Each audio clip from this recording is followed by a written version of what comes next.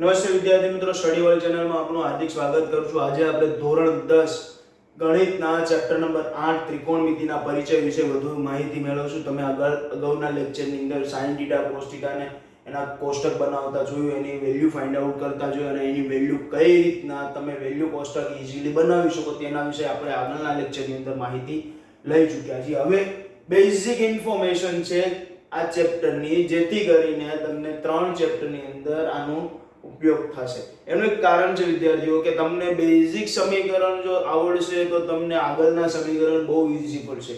હવે જો એક કાટકોણ ત્રિકોણ દોર્યું છે જેમાં AC આપણો કર્ણ છે, AB સામેની બાજુ છે જ્યારે BC પાસેની બાજુ છે. હવે વિદ્યાર્થીઓ હું તમને એક બીજી વસ્તુ કહું કે સામેની બાજુ, પાસેની બાજુ ને કર્ણ ક્યારે કઈ રીતના ઉપયોગમાં લેવો તે.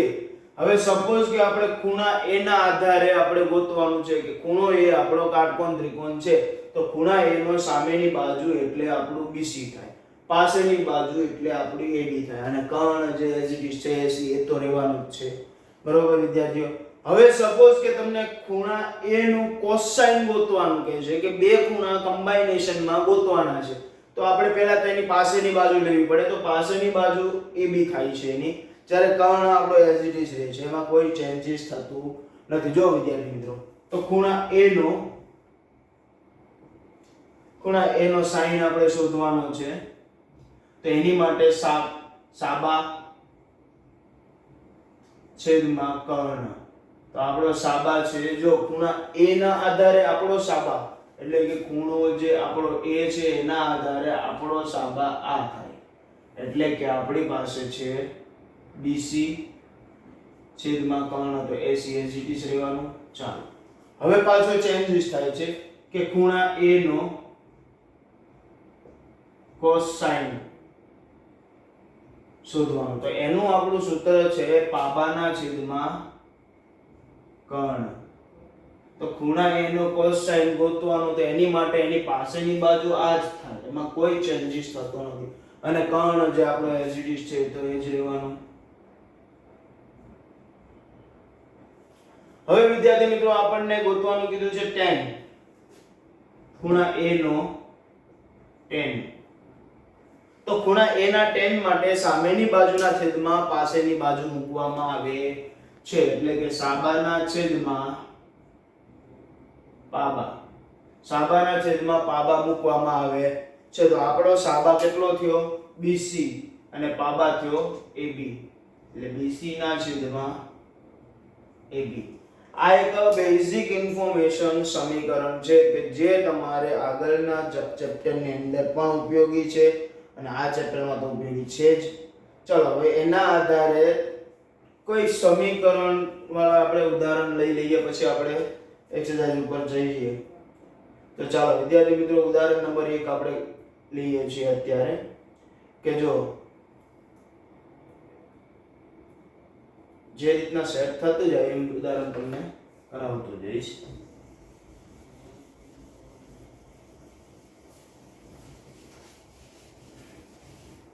ચાલો ઉદાહરણ નંબર 1. હવે એની અંદર આપણને શું કીધું છે કે tan A આપણને કિંમત આપેલી છે.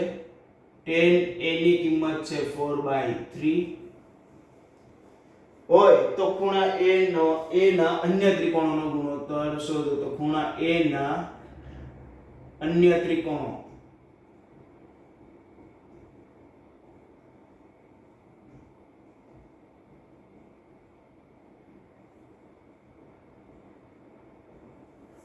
ત્રિકોણોના ગુણોત્તર શોધવાના છે. આ તો સિમ્પલ વસ્તુ છે વિદ્યાર્થીઓ કે આપણી પાસે ઓલરેડી આપી દીધેલું છે કે tan A ની કિંમત તમારી પાસે 4/3 છે, તો બાકીના ખૂણાઓના માપ શોધવાના છે. તો સૌથી પહેલા તો જો વિદ્યાર્થીઓ, એક તમને બહુ સિમ્પલ વસ્તુ કહું કે બોર્ડના ક્વેશ્ચન પેપર એ રીતના સેટ કરેલા હોય કે આજુબાજુના કે ગુજરાતની નામચીન સ્કૂલોમાંથી પેપર મંગાવવામાં આવે.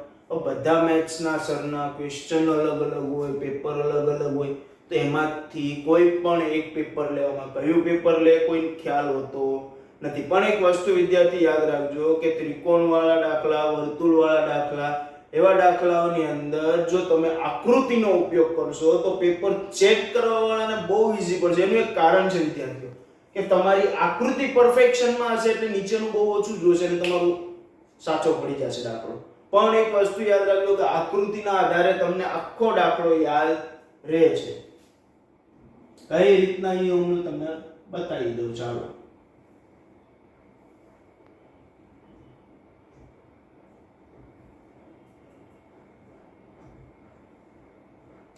જ્યાં આપણો બી કાટકોણો છે. ચાલો હવે આપણે જાણીએ કે તમને ખ્યાલ હોય તો વિદ્યાર્થીઓ કે tan ની કિંમત આપણે tan શું લઈ શકીએ છીએ? tan એટલે આપણું શું થાય? સાબા છેદમાં પાબા.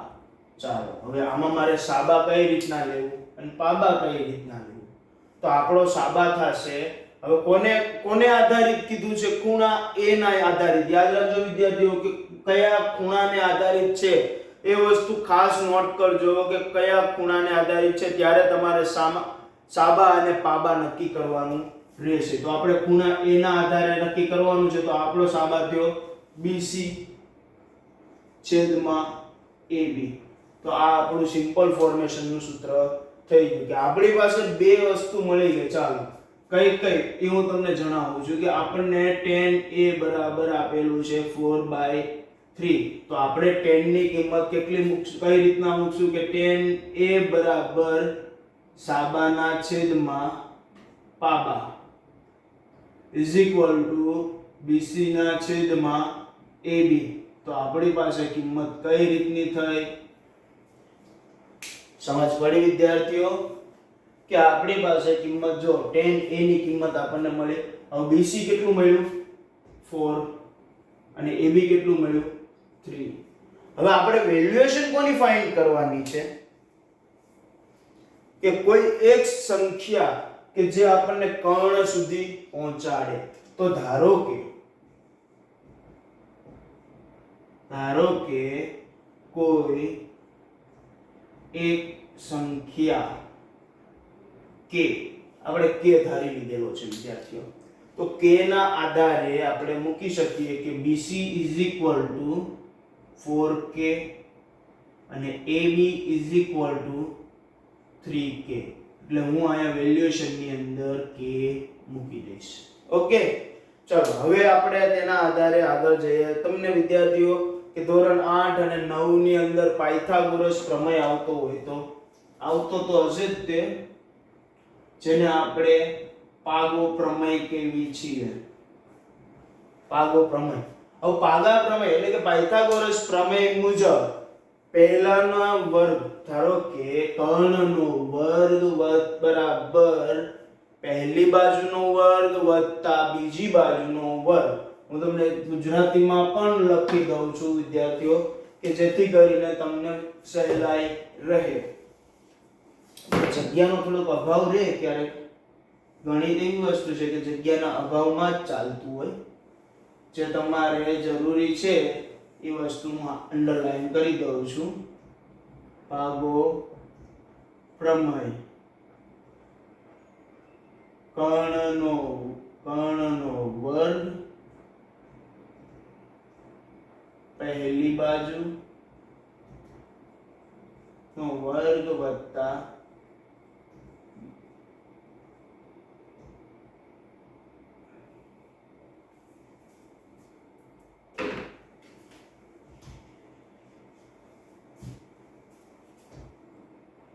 બીજી બાજુનો વર્ગ.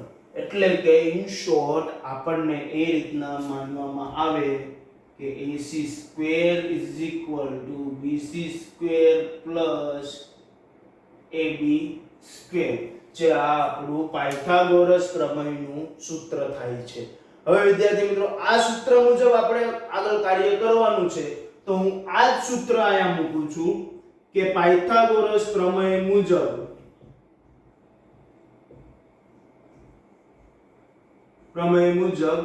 AC² = AB² + BC². તો આપણો AC² શું છે? નથી ખબર, આપણે AC સ્ક્વેર જ શોધવાનો છે. એના માટે જ આપણે પાયથાગોરસ પ્રમેયનો ઉપયોગ કરીએ છીએ. તો AC સ્ક્વેર શોધવાનો છે એટલા માટે as it is રહેશે. હવે AB સ્ક્વેર શું છે આપણો 3k, તો એનો વર્ગ વત્તા BC સ્ક્વેર શું છે આપણો 4k, એનો વર્ગ. ચાલો આટલી વસ્તુ વિદ્યાર્થીઓ આપણી પાસે થઈ ગઈ. ચાલો હવે આપણે આગળ જશું. હવે આગળ જઈએ ત્યારે એક વસ્તુ જોજો કે આપણી પાસે બધી વસ્તુ વર્ગ સંખ્યામાં છે. એટલે વર્ગ સંખ્યાની અંદર વસ્તુ હોય તો આપણે એને વર્ગમૂળમાં ફેરવવાનું. તમને વિદ્યાર્થીઓ વર્ગ અને વર્ગમૂળ તો ઈઝીલી આવડતું જશે, કેમ કે ધોરણ 7 માં પણ તમે શીખ્યા, 8 માં પણ શીખ્યા, 9 માં પણ શીખ્યા અને જેનો ઉપયોગ તમે ધોરણ 10 ની અંદર પણ કરવાના જ છો. તો ચાલો આગળ જોઈએ. હવે તો 3 નો વર્ગ વિદ્યાર્થીઓ 9 થાય છે, એટલે કે 9k નો વર્ગ વત્તા 4 નો વર્ગ થાય છે 16, એટલે કે 16k નો વર્ગ, એટલે ટોટલ આપણી પાસે થાય છે 25k નો વર્ગ. જ્યારે આપણે દાખલા કરતા હોય ત્યારે વર્ગ અને વર્ગમૂળ ઉડી જાય એવી વાત ચાલે છે. તો જેથી કરીને AC square square square cut થઈ ગયા એટલે આપણને AC ની કિંમત કેટલી મળી? 5k, જે આપણે અહીંયા મૂકી શકીશું. ચાલો આટલી વસ્તુ વિદ્યાર્થીઓ આપણી પાસે સમાપ્ત થઈ ગઈ. બરાબર. જો આપણને આપણો AC પણ મળી ગયો 5k.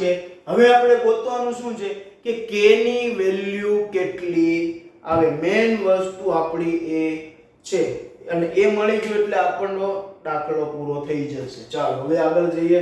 તો sin a, હવે બધાની વારી આવશે. sin છે, cos છે, આની વારી પતે એટલે પછી આપણે આગળ ચાલીએ. હવે જોઈએ. ચાલો sin ની વારી. તો sin a ની કિંમત શોધો. ચાલો વિદ્યાર્થીઓ, sin a એટલે આપણે શું કે સાબાના છેદમાં કર્ણ. તો સાબા એટલે સામેની બાજુ છેદમાં કર્ણ. સાબા આપણો 4k છે, જ્યારે કર્ણ છે 5k. k કેન્સલ એટલે આપણી પાસે 4/5 વધ્યું. ચાલો હવે આવે છે cos a. cos a એટલે પાબાના છેદમાં કર્ણ.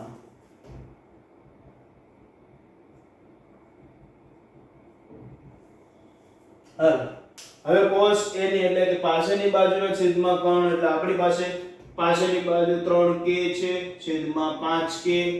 k કેન્સલ એટલે આપણી પાસે આવી ગયું 3/5. ચાલો વિદ્યાર્થીઓ આટલી વસ્તુ પતી. હવે આપણે આગળ જોઈએ. તો આ રીતના તમે કોટ નું લઈ શકો, કોસેક નું લઈ શકો, સેક નું લઈ શકો, tan નું પણ લઈ શકો છો. અને તમે tan નું લેવા જાવ એટલે તમારી પાસે 4/3 એપ્રોક્સિમેટ આન્સર આવે. આ તમારું થયું પહેલું એક્ઝામ્પલ. અને જે એક્ઝામ્પલ બહુ ઈઝી છે, એક વખત વિદ્યાર્થી મિત્રો અહીંયા ધ્યાન આપી દો. હું તમને ઈઝીલી એક શોર્ટ ટ્રીકમાં સમજાવી દઉં છું. ચલો હવે આપણી પાસે જો સપોઝ કે પહેલા tan a ની વેલ્યુ આપેલી છે, બરોબર, કે tan a છોડો કોઈ પણ ની વેલ્યુ આપણી પાસે આપેલી છે, a છે, b છે, c છે. તો એક વસ્તુ યાદ રાખજો કે જે વેલ્યુ આપેલું એને કાટકોણ ત્રિકોણ લઈને કરશો તો તમને દાખલો બહુ ઈઝી લાગશે. અને જો આપણને અહીં આપેલું છે કે ખૂણા a ના અન્ય ત્રિકોણોના ગુણોત્તર શોધો. ઓલરેડી આપણને tan a નો ગુણોત્તર આપી દીધેલો છે, તો હવે આપણે અન્ય ત્રિકોણોના ગુણોત્તર કઈ રીતના ગોતવા? તો અન્ય ત્રિકોણોના ગુણોત્તર માટે sin, cos, cosec, cot અને sec θ નો ઉપયોગ કરવાનો. પણ એનું કારણ છે કે a થી તે એને b અથવા c થી નહીં. તો આપણે tan a ની કિંમત પ્રમાણે tan a સાબાના છેદમાં પાબા એટલે આપણને 4/3 મળી ગયું. તો 4 અને 3 આપણે મૂકી દીધું જે પાસેની બાજુ અને સામેની બાજુની સંખ્યામાં. હવે ધારો કે કોઈ એક સંખ્યા કે કોઈ એક અક્ષર કે જે આપણે એઝ ઇટ ઇઝ રાખીએ છીએ કે જે અચળાંક તરીકે ઉપયોગ થાય, એટલે કે આપણે k નો ઉપયોગ કર્યો, તો આપણે BC બરાબર 4k લઈ લીધું, AB બરાબર 3k લઈ લીધું. હવે પાગા પ્રમેય મુજબ, જો પાગો પ્રમેય એટલે કે તમને ખ્યાલ હોય તો કર્ણનો વર્ગ બરાબર પહેલી બાજુનો વર્ગ વત્તા બીજી બાજુનો વર્ગ, જે આપણે AC સ્ક્વેર AB સ્ક્વેર વત્તા BC સ્ક્વેર પણ લઈએ છીએ. તો પાગા પ્રમેય મુજબ આપણે સૂત્ર મેળવ્યું, જેના કારણે આપણને AC પ્રાપ્ત થયો 5k. હવે એના આધારથી આપણે sin a અને cos a ની કિંમત જે અહીંયા મૂકેલી છે ને શોધી. હવે એ જ રીતના તમે cosec, sec અને cot ની પણ વેલ્યુ શોધી શકો છો. આ દાખલો થયો તમારો પૂર્ણ.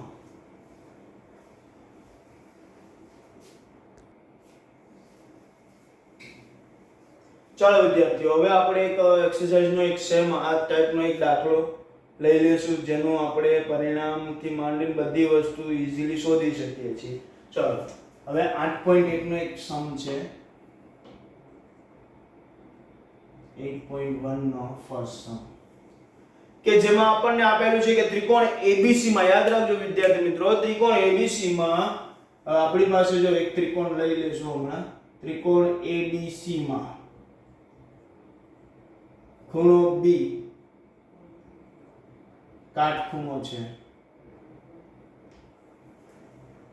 હવે જેની અંદર કિંમત આપી છે AB બરાબર 24, BC બરાબર 7. તો ફાઇન્ડ આઉટ આપણે એ કરવાનું છે કે AB અને BC ની કિંમત આપી છે, તો સૌથી પહેલું ફાઇન્ડ આઉટ થશે આપણો કર્ણ.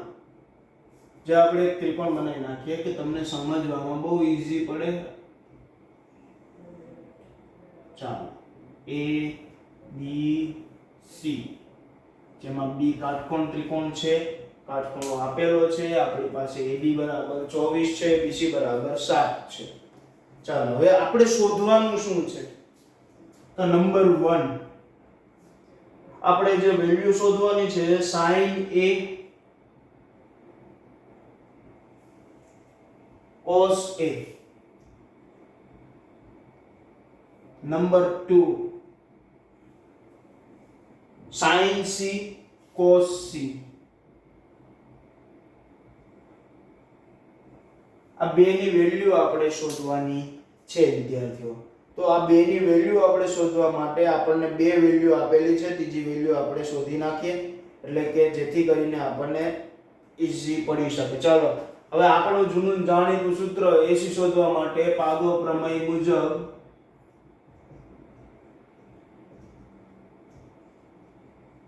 જો આપણે કિંમત મૂકી દઈએ કે આ આપણને 24 છે, આ આપણને 7 છે, જે આપણે શોધવાનું છે. ચાલો હવે પાગો પ્રમેય મુજબ AC square AB square BC square. તો આપણે AC ની કિંમત શોધવાની છે, એટલા માટે AB ની કિંમત આપણને આપી છે 24 નો વર્ગ વત્તા 7 નો વર્ગ. હવે ચાલો વિદ્યાર્થીઓ 24 નો વર્ગ કેટલો થાય? તો 576. કઈ રીતના હું તમને એક ટ્રીકમાં સમજાવું છું. 576 વત્તા 49, જે આપણે આ વર્ગ થયો. હવે આ બંનેનો સરવાળો કરો એટલે આપણી પાસે થશે 625. 625 થશે એટલે 625 નું વર્ગમૂળ શું થાય વિદ્યાર્થીઓ? કે જે આપણને વર્ગમૂળ સ્વરૂપે પ્રાપ્ત થાય છે AC = 25, જે આપણને ઈઝીલી પ્રાપ્ત થઈ જાય છે. તો હવે આપણે આગળ જોવા જઈએ વિદ્યાર્થીઓ, તો આગળની ડિટેલ્સ ની અંદર એવું છે કે આપણે પહેલા sin A ની કિંમત શોધવાની છે. તો sin A ની કિંમત શોધવા માટે શું કરીશું? તો આપણને જો ત્રણેય વસ્તુ મળી ગઈ, AB મળી ગયો, BC મળી ગયો અને AC પણ પ્રાપ્ત થઈ ચૂક્યો છે. તો AB અને BC અને AC બરાબર 25. ચાલો હવે 25 પ્રાપ્ત થયો એટલે હવે આગળની વાત કરીએ તો પહેલા સમીકરણ ઉપર આવી જઈએ કે sin A cos A. sin A અને cos A ની વાત કરીએ વિદ્યાર્થીઓ, તો sin A અને cos A ની એમાં તમે જોઈ શકો છો કે બહુ ઈઝી ઇક્વેશન પ્રાપ્ત થઈ છે આપણને. ચાલો sin A ની કિંમત પહેલા ફાઇન્ડ આઉટ કરશું. sin A તો સામેની બાજુના છેદમાં કર્ણ. તો સામેની બાજુ sin A ની કોણ થાય છે? BC ના છેદમાં AC. બંને વસ્તુ સાથે લખો તો વધારે મજા આવશે. તો cos A ની વાત પણ કરી દઈએ. તો પાછળની બાજુના છેદમાં કર્ણ, તો પાછળની બાજુ એટલે AB ના છેદમાં AC. ચાલો હવે આપણે BC ની વાત કરીએ તો BC કેટલું છે? 7 ના છેદમાં 25, આ બાજુ 24 ના છેદમાં 25. ચાલો વિદ્યાર્થી મિત્રો, આટલી વસ્તુ થઈ ગઈ. આપણને AB મળી ગયું, BC મળી ગયું.